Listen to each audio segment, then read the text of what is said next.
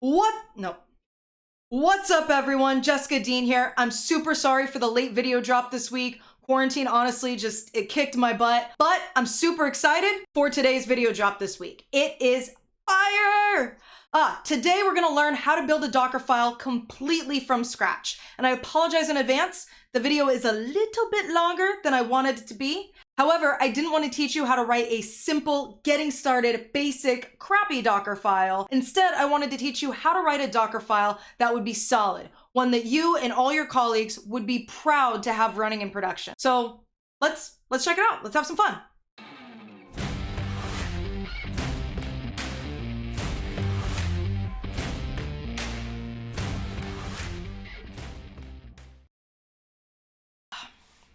All right, so the first place to start is going to be from your preferred text editor. That could be Atom, Sublime, Vim, Nano, Pico, Emacs. Just kidding. I'm using Visual Studio Code because I get to take advantage of extensions like this amazing Docker extension, which not only makes it easy to create, manage, and debug containerized applications, it makes it ridiculously simple to work with completely clean Docker files, brand new Docker files, just like this one. Now you're probably wondering, what is a Docker file? And that's a great question. A Dockerfile is pretty much the RTFM for your application. Whatever your application needs to run is going to be what you write in this manual or this Dockerfile so that your application can run. Today's sample application is going to be Croc Hunter. Thank you, Lockie Evanson. It is the gift that keeps on giving. It looks like a Go application, right? We have .go, but it's really a Go web server. And you can see that right here under our main function. We're serving traffic on port 8080. You can see we're serving some static content from /static, and our static content is actually right here on line 44. We're serving a JavaScript file. So it's really a JavaScript application wrapped in a Go web server. You can see all the static assets right here under static. Here's the JavaScript file we're going to be using, which references this PNG image. You can see the PNG image right here, where we get to live out our dreams hunting crocodiles using lasers. Now I've done this before with an Azure logo, and so you can see Azure right here, or maybe Jenkins if you like the Butler variety, which is right here, and you can see I even have a Jenkins edition. Either way, for each corresponding PNG, there's a JavaScript file, and I reference it accordingly in the Go application, right? I would just change this. Now that we understand how the application works, none of that whatsoever is actually relevant to putting it in the Docker container or the Dockerfile. All that matters is that whatever you're putting into this RTFM or into Dockerfile is going to work. So let's test it. Let's go ahead and run some local commands. Let's clean up our left-hand side here so everything looks nice and pretty. Let's go ahead and do go install. And I'm just going to install the application the same way. I mean, this is exactly what I would do locally. And then I'll go ahead and do run Croc Hunter Go. I'm going to run the application. All dependencies are set up. Go's already installed on my system. And I can now head on over to my browser and refresh localhost 8080 because that's where the application is serving my content on. And just like that, the game loads. I can see the host name is the name of my system, which is Jessica's MacBook Pro.local. We can start to play the game, and we can see that the game works. I can stop the game by stopping the web server, flip back over to the browser, refresh, and now the site can't be reached anymore. Perfect. So now we know whatever we're going to put in this RTFM or in this Dockerfile, we know works. Now we need to think of what do we need for this application to run. First off, it's a Go web server. We need Go. So I'm going to use from, and I'm going to make sure I type in the proper part of code. We're going to type from. Now I have to give it a base image. The base image has just the basic tools that you need for your application. So usually the basic dependencies. If you're using .NET Core, you would do base image is .NET Core. Since we're doing Go, I'm going to do base is Golang. And this is one of the reasons I love the Docker extension. The Docker extension will start suggesting which images I want. Now, I know that I want Golang, so I could leave it just as this, and that would be perfect. That would be my Go image. But I like to be very explicit because we all know it works on my machine. Usually those problems start because somebody has the wrong version of whatever is needed for our application set up. So I want to make sure that we are only using Golang 1.14.2. And now I'm going to hit save. Not only is that the version, that is the tag that exists. Now I'm pulling that image from Docker Hub. And we kind of learned about Docker Hub last week. Let's go take a look at our Golang images on Docker Hub. I just searched for Golang, and here are all of the official Docker images for Golang. I could scroll down, and I know 1.14.2 is down kind of towards the bottom, but it's a very simple Golang 1.14.2. I'm not using Stretch, I'm not using Buster. I mean, there's quite a lot of images here, but I'm keeping it very simple for today. So I could copy this if I weren't sure of what the format is, and I could go back over here and we'll delete this and just paste that in, right? Okay, so that's now our base image. We now have an image or an RTFM that is ready to run a Go application. So the next thing is we need the application. So I'll go ahead and do copy, and I'm going to do crockhunter.go because this is where I'm going to take from source over into destination, and the destination is going to be in the container. So this is going to build this file or copy this file over into Go source. We're going to make a folder called crockhunter, no period. There we go. Now I'm going to do the same thing for my static files. So I'll do copy static slash over into static slash. So now we have an image or an RTFM that's going to run in a container with Go, our application, and our static files. But we're not quite ready yet, right? What are other commands that we ran locally? Locally, we did go install -v. So I need to have go install -v. I could do something like go install -v period, and the period stands for the context, or another way of thinking of it is your PWD, your print working directory, which is wherever the directory is where your files live. So our Go file lives in this directory, so that's where the period is. Only I haven't specified what directory we're even working in. So I could run another command, which would be equal to what I would do locally, like cd, change directory. And I want to change directories over into go path source croc hunter, because that's where my application lives. And then I'll do and that's and go install -v period. So now I'm changing directories over into crockhunter. And let's make sure that we make sure that's a file. So we'll do slash, right? This is crockhunter slash, and then we'll do and run the go install period, because now it's going to use the PWD of being in this path. Now we have to expose a port. So I'm going to expose or open port 8080 since our application is serving traffic on 8080. I need to make sure that the application can be seen inside the container. Then I need to make sure that I run the command with the executable. So I'll use the cmd command to specify which executable it is, which is going to be crockhunter. And we'll make sure that we space that out. Great. So we'll go ahead and hit save. Only I haven't explicitly specified which environment variable this actually references, where go path is. Chances are it's /go.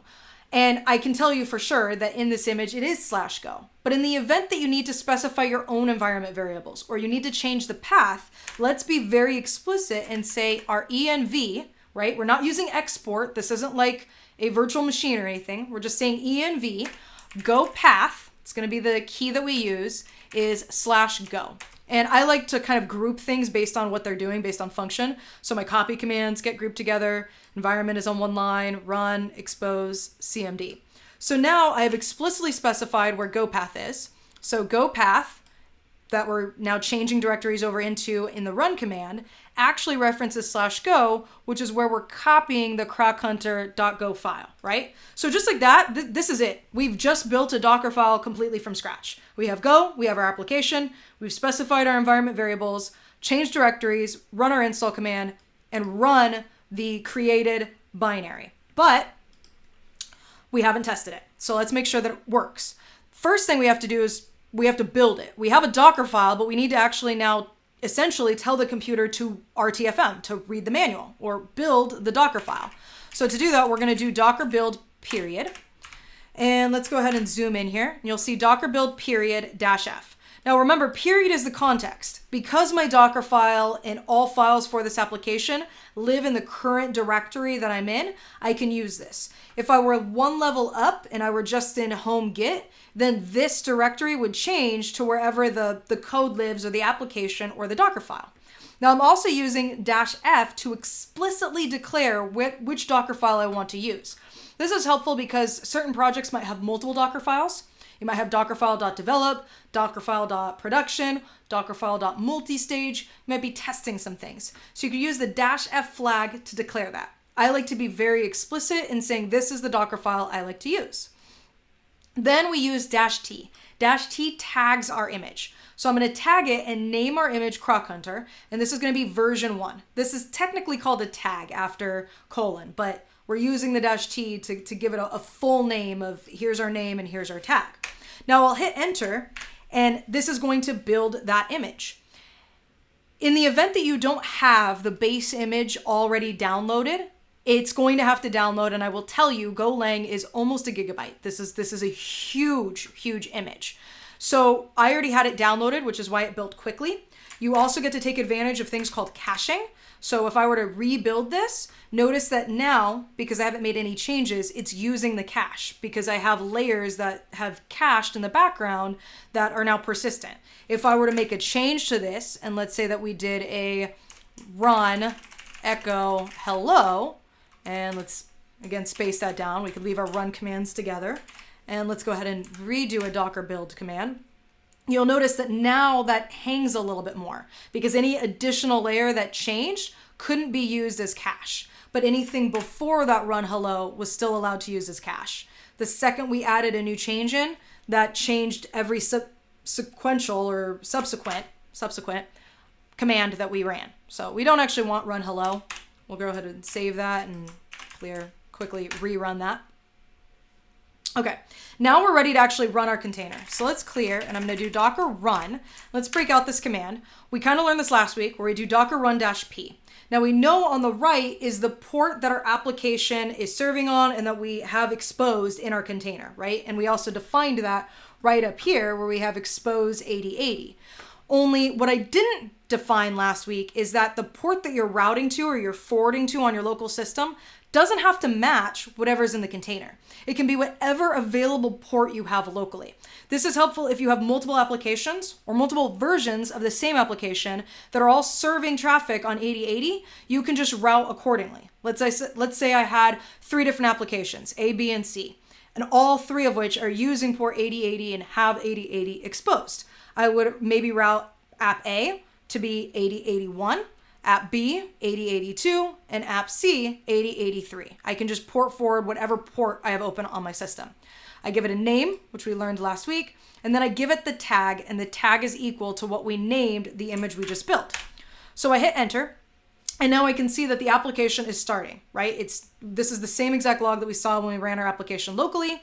It says listening on 8080, but again, we have routed traffic. So let's test that. I can go over here to localhost, we'll refresh on 8080, and no matter how many times we refresh on 8080, it won't work because we've said that I want to access the application on 8081.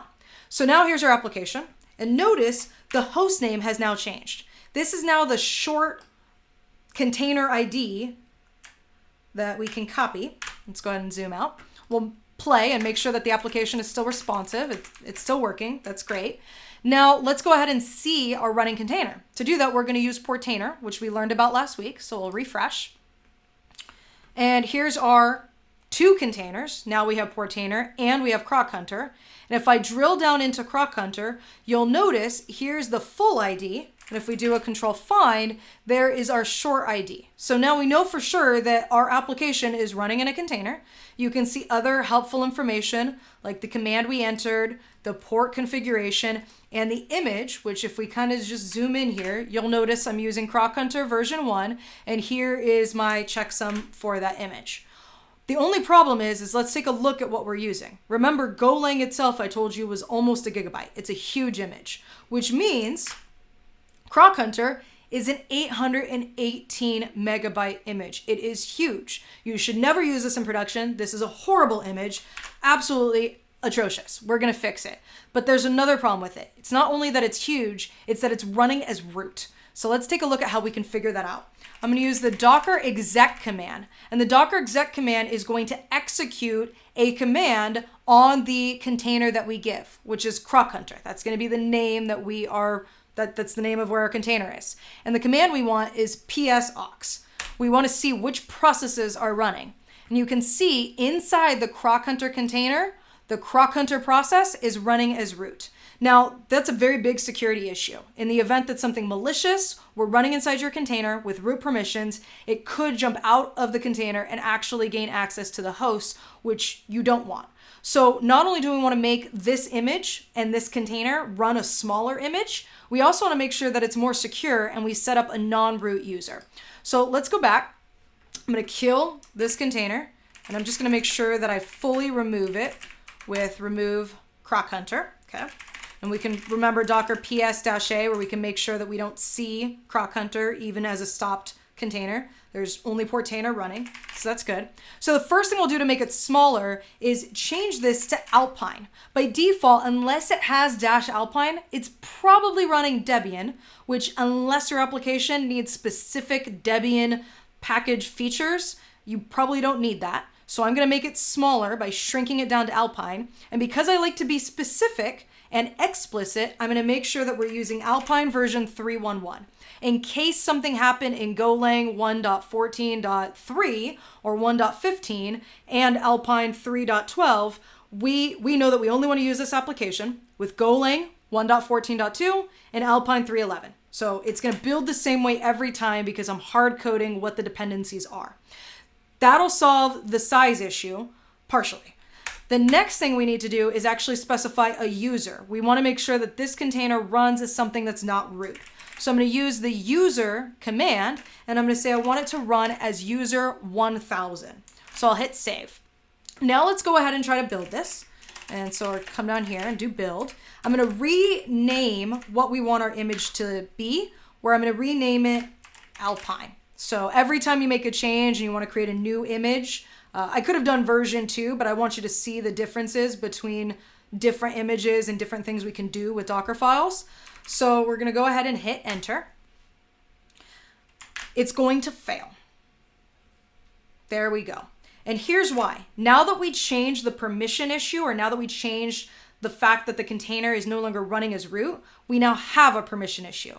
Because by default, Go wants to write to the /hidden folder cache. It wants to put the Go cache at this directory, and it doesn't have permissions anymore to make that directory.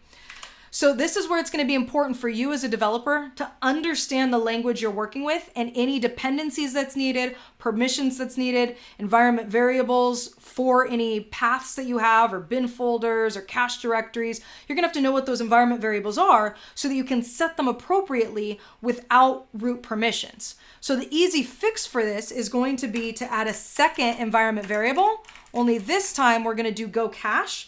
And I'm going to set that equal to a directory that every user has access to, not just root.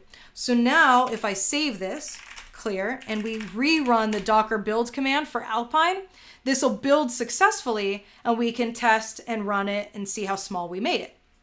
It just finished running. We know we have Croc Hunter Alpine 1. So let's go ahead and zoom down here and we'll just do a quick Docker run. Change this image, make sure that what you're putting in your container is the image you want to run. So I'll change this to Alpine, hit enter. Now it's running. Let's flip over to our browser, go back over to Croc Hunter here. Remember this host name, which is 04158, refresh. Now we have D79F, right? It's now a different container with a different ID. I'll copy that, make sure that the application is still working, looks good. Refresh this so we stop the game. Go back over to Portainer. Let's click on our dashboard. We now have 3 containers. One was an intermediate one to run a command in the background, but this is our actual running application using our Croc Hunter Alpine version 1 image. You can see the published ports. We can drill down into this and do again a control find and see that the container we are now using to run our game is the container with our new Alpine image. Can scroll down and see again the command is still the same. You can see the image just as we checked with our original Debian version, but let's see how small we made it. Let's go on over to images, and our Croc Hunter Alpine image is 378 megabytes. So just by changing the base to have only what we would need, we cut our image in half. Only, is this really what we need? This is still way too large for production. It's better, but it's still not good. Let's see how much smaller we could get it. And before we want to see how much smaller, let's make sure that we also solved the root issue. So let's go back over to our other terminal where we can actually execute commands in a larger view. And now notice that when I re-execute the process list command, Croc Hunter is now finally running as something that's not root. It's now running as user 1000 because we specified that. Now we could have assumed that it was doing that because again, we got the permission issue, but this way we can just triple check that that was exactly what we wanted, was that it was running as user 1000. It's no longer running as root. So now let's go ahead and stop this. I'm going to remove our Croc Hunter container again. Now let's see how we can fix this even more. We can do something called multi-stage. And this is where we're going to set up different stages based on our development experience. In the RTFM, you want to define what your workflow is. But as developers, what we need at build is not what we need at runtime. We just need to be able to build our application and then create an independent executable that doesn't need to have Go or anything else. It can have the dependencies bundled with the application, so it's just a runtime. It's just a runnable executable. So let's go ahead and do something like this. Let's say we're going to say as stage. I'm going to make this the builder stage. Then we're going to add in a second stage, and we're going to say from as, and this is going to be our runtime stage. Now, if I actually create a bundled artifact, particularly with the way that Go works, because I can package the dependencies with it, I no longer need to use Go as my base. Instead, I can just use Alpine. And again, because I like to be specific, I'm going to use Alpine.311. 311 is a band. Now, the way that we break this up is this is only going to handle our build commands. This is going to handle anything that we happen at runtime, which means this is going to be what we're actually running in our container. So I'm going to take these two commands and we're going to move that over into run, because all we need to happen here is just build. I don't need the user to be in my build. I'm going to instead have the user be in runtime because that's where I really care about things. Static files are going to be in my runtime because again, all that has to happen in build is it has to build a package Go. So we're going to go ahead and move this down here. So that's starting to look good. Only let's take a look at this run command. First off, I'm doing Go install, where really I probably want something like Go build, and I'm manually changing directories over. So I can simplify this significantly. First, let's go ahead and get rid of some of the stuff that we don't need and clean some of this up. I'm going to move this over to here. Remove it and start declaring our environment variables up at the very beginning. Okay, let's go ahead and do something like run go get -d-v. So I'm going to tell it to go get our dependencies and make sure that this is capitalized. Just casing is important. I'm going to do a second run. We're going to do go build, and I'm going to output this now to a bin directory. So I want this to go to bin, and we're just going to name our published or output build artifact Croc Hunter. So it's going to build everything as now something that I can just run, and it's going to have any dependencies with it. Only I also need to specify where these commands are actually happening, meaning I need to set a working directory where I want these to run because I'm no longer changing directories. So I can do that by going right up here and doing work dir, and work dir is going to say where all these subsequent commands are taking place are going to happen in this path. So we're going to make this go path source Croc Hunter, right? Because we still need to copy this file over, but then these subsequent commands are happening in this work directory. Okay, so that looks good for our build. This is really taking place of our build. We set our environment variables. We tell the PWD or the work directory we want, copy your files, and run our go get dependencies and build commands. Now we have to set up our commands for our runtime. The first thing is we need to make sure that we do a copy command, but rather than copying source to destination, instead I'm going to use what it's suggesting right here, where I can do -- from. So I actually want to copy the output of what I built in Builder. I want to copy it to this next stage. So I can say from equals builder as the name of the stage, and I'm going to copy the go bin Croc Hunter binary. So we'll copy that, paste that over here, and I'm going to drop it into app, and we're going to name it the same thing of Croc Hunter. Only I don't have a directory, or I don't know where this is actually putting this. I don't have anything telling this stage where app is. So we'll do the same thing over here where we'll say work dir, and that'll be equal to app. So now any of these subsequent commands, static and even builder, is now going to copy everything over into app. I'm making this obviously very absolute, but then this is now, because this is going to be our application, is now going to line up with this. So now we'll make that all look identical. And look how much cleaner this looks. We have a runtime environment that's just using Alpine. I don't have anything I don't need. I've set a non-root user. I've set a working directory. I'm no longer using CD. I'm copying my static files. I'm copying my binary. The binary is crockhunter over to crockhunter. I'm exposing a port and I'm running the binary, and that's it. And the build obviously looks much simpler as well. So let's go ahead and do a Docker build. Only this time we're going to call it crockhunter slim, and I'm going to hit enter. This is now going to bundle all of that up into this container. This is what I mean. Anything that happens in the build is not going to even be part of our image or our final layer, anything like that. We're only running whatever's taking place in runtime. So you can see that the image is now tagged. So let's go ahead and make sure it works. Docker run, we'll do slim. You can see again, the only things I've really been changing is just the name of the image that we run. That's now running in our container called crockhunter.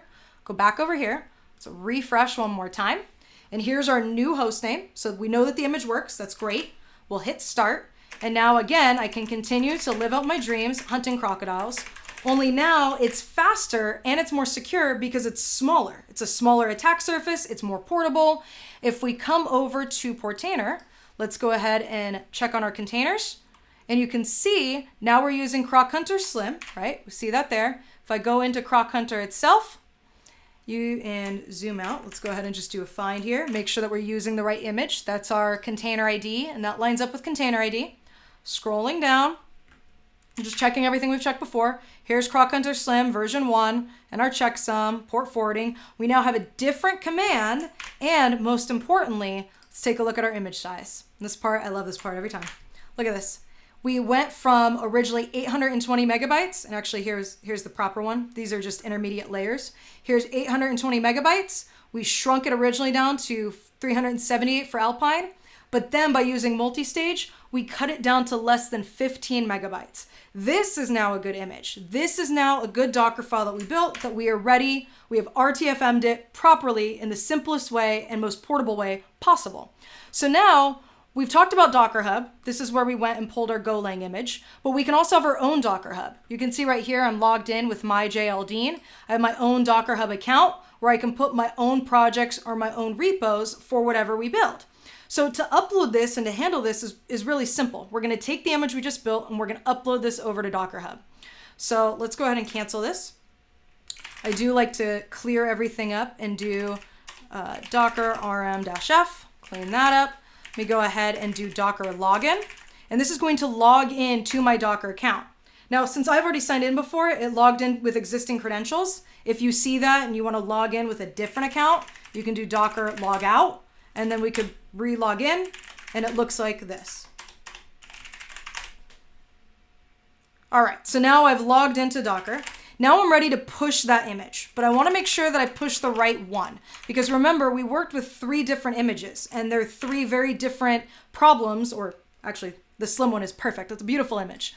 But the first image had both, it was running as root and it was too large of an image. The second one, we shrunk it down and it's no longer running as root, but it's still not the best it could be. The slim, it went to Jenny Craig and it became the best version of itself. It's awesome. Crockhunter Slim, it's 15 megabytes. But in order to make sure that we upload it to Docker Hub, we actually have to retag it and name it a name that Docker Hub will like. So we're going to do Docker tag, and let's take a look here. I'm tagging Crockhunter Slim 1, and I'm going to tag it as JLDean Crockhunter Slim 1. Instead, I have added my username for Docker Hub because it knows it's going to go to the JLDean registry in Docker Hub and pull down the Crockhunter Slim project version 1.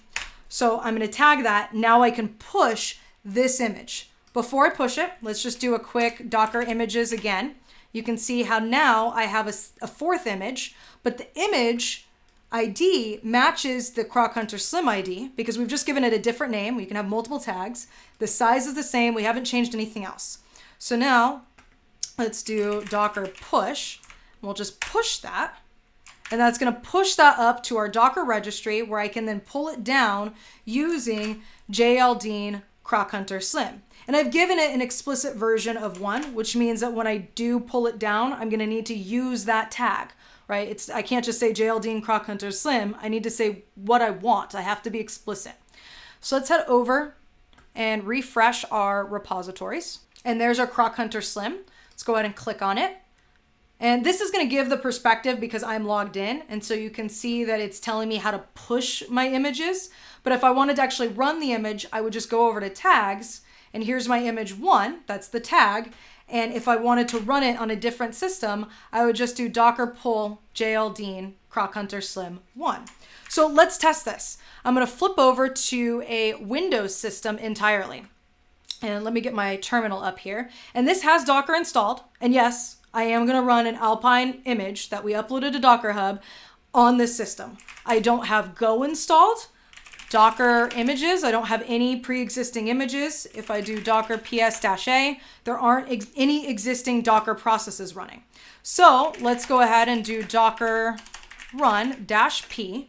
We're going to do 8081. We'll match the same commands we did here. I'll do --name equals Windows Croc Hunter. Okay, and then now we'll give it the name that we're used to using, which is JLDean Croc Hunter, and that should be a slim version 1. Okay, that's where it knows it's going to go out to my JLDean registry on Docker Hub, and it's going to pull down this image, Croc Hunter Slim version 1. Hit enter. You can see that it can't find the image locally, so it went over to JLDean Croc Hunter Slim. It says right there, it's pulling from Croc Hunter Slim. It's now starting the server, and the server is now listening on 8080. We know we've routed it to 8081. So we'll flip over here, go to localhost, let's change that to 8081, and there's our container. Here's our host name. It's running in a container. I can click start, I can play. An Alpine Linux image is working on Windows. I didn't set anything up other than just straight vanilla Docker, and you can see that here. I'll just show you my settings here real quick. I don't have the localhost daemon or TLS. I don't have anything else checked. Everything you see checked is exactly how Docker is configured. Kubernetes isn't enabled. You have a Docker engine. I haven't done anything. This is just a completely vanilla install of Docker, and I'm able to run this Alpine image. If we wanted to verify that this is the right container, just copy this, go back over here. Let's open a new tab, and let's go ahead and do Docker PS. And I'll paste this in, mainly because I can't remember how to grep in PowerShell, but you can see this ID lines up with this ID. All right, so there you have it, folks. 3 different ways to build a Docker file completely from scratch, but showing how important it is to be intentional with whatever you put in that Docker file. Remember, security is not just the DevSecOps job, it's everyone's job. And as developers, we really need to make sure that we're considering the security and integrity of our application. That's a whole other video. Anyway, next week, we're going to continue to build on top of this. We're going to learn about Azure Container Instances, how to get this over into Azure Container Instances, and we're just going to keep having fun. Have a great weekend.